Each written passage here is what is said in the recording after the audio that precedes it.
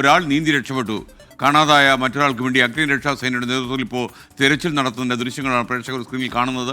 ഷഹദ് റഹ്മാൻ ചേരുന്നു വിശദാംശങ്ങളുമായി. ഷഹദ്, ഈ കാണാതായ ആളിനെ കുറിച്ച് എന്തെങ്കിലും വിവരം കിട്ടിയോ?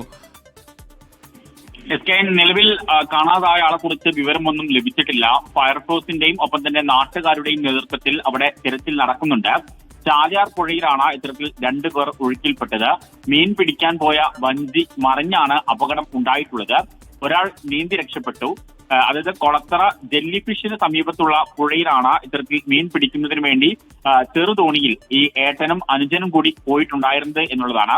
കൊളത്തറ കണ്ണാട്ടിക്കുളം സ്വദേശി കിളിയനാട് അബ്ദുൽ സലാമിന് വേണ്ടിയിട്ടുള്ള തിരച്ചിലാണ് ഇപ്പോൾ നടക്കുന്നത്. ജ്യേഷ്ഠനായിട്ടുള്ള മുഹമ്മദാണ് രക്ഷപ്പെട്ടിട്ടുള്ളത്.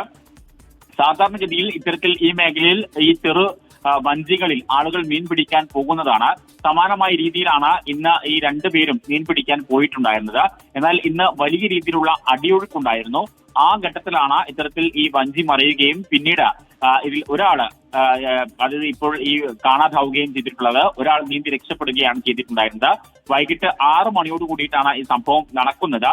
ഇപ്പോഴും തിരച്ചിൽ നടക്കുകയാണ്. ഷഹദ് റഹ്മാനാണ് വിവരങ്ങൾ നൽകിയത്. അദ്ദേഹത്തെ എത്രയും വേഗം കണ്ടെത്താൻ കഴിയട്ടെ എന്നാണ് നമ്മുടെ പ്രതീക്ഷ.